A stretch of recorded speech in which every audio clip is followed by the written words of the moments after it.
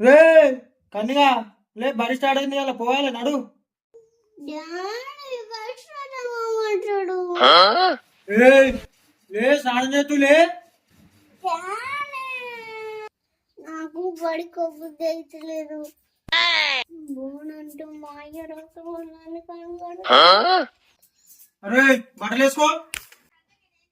నడు బడి ఉంటా నడు నడు నడు నడు. ఏంద్రాయుడు ఒరేని గిట్ల కొని కత్తాండే ఒరేడు. అరే ఇట్రా.